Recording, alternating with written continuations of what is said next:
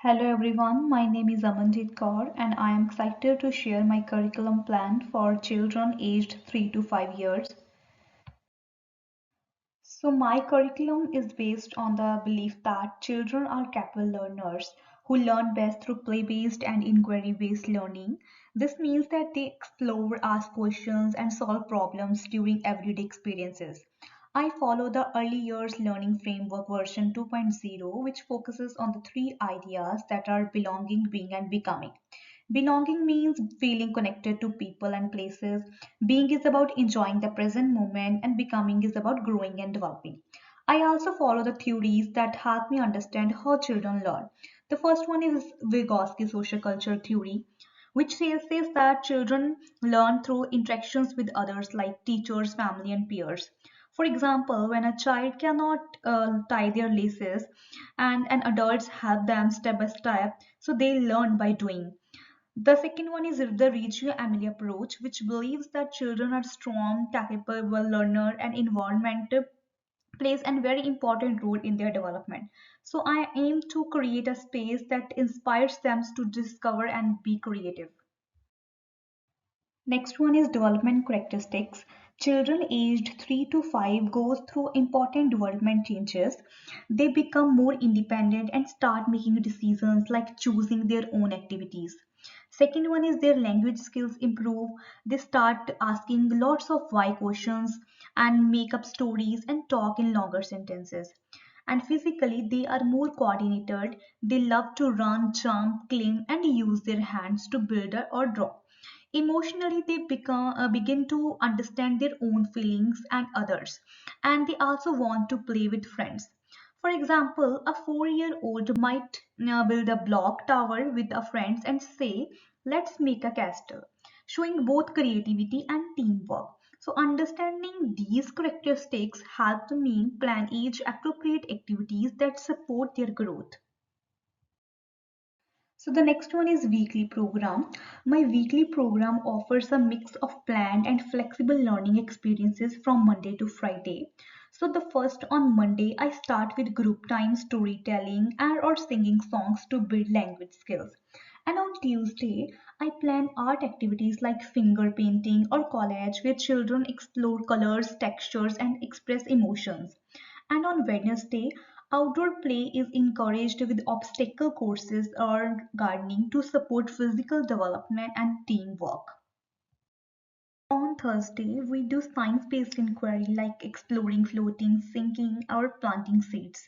And on Friday, music and movements activities like dancing with scales or playing simple instruments, which help them to rhythm, coordination, and fun. And every activity connects to EYLF outcomes and allows spaces for children and free play because play builds confidence and problem solving skills. This slide shows two examples of how a learning environment can be organized for 10 children of aged 3 to 5. On the left side, we have a more traditional hand-drawn layout, and on the right side, a digital layout with labeled learning zones. Each space is clearly divided to support different types of play and learning. For example, areas like the library and listening corner or circle time are great for group discussions, reading, and developing language and social skills. The sand and water or construction center allow for sensory and hands-on learning, which help develop fine motor skills and problem solving skills. There is also a house corner and pretend and learn center for imaginative play where children can role play and build emotional and social understanding. This type of setup supports the Reggio Emilia philosophy, where the environment is considered the third teacher. It encourages children to move freely, make choices, and engage with materials and peers in meaningful ways.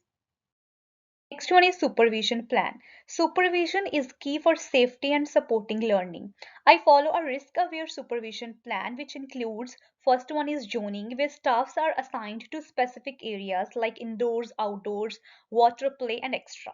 Second one is scanning where educators constantly watch children and move around to monitor all areas. And the third one is head counts which is done regularly especially during transitions like going from inside to outside. We also use visual cues like colored signs and hand signals for team communication, so we stay alert and responsive without interrupting children's play.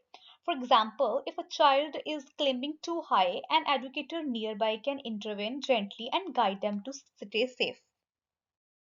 Teaching strategies. My teaching approach combines intentional teaching and child led learning. This means I plan learning experiences but also respond to children's ideas. The key strategies include modeling, scaffolding, open end questions. Modeling means showing the right way to do something, such as how to use scissors safely. Scaffolding means helping a child to do something just beyond their current ability, like writing their names. And open end questions like what do you think will happen next to encourage the thinking. For example, if children are interested in bugs, I might bring magnifying glasses and help them investigate. This turns curiosity into learning, and it also relates with different theories like Vygotsky's JPD, Piaget's active learning. Assessment strategies. To understand how children are progressing, I use informal and continuous assessments such as anecdotal observations, like learning stories that describe what children do and say, portfolios with photos, artwork, and notes, reflections, and regular discussions with families. These tools help me to plan better activities and also share children's learning journeys with parents. It's not about testing, it's about knowing each child well and helping them to grow. These are the references that I used to design my curriculum. Thank you for your patience.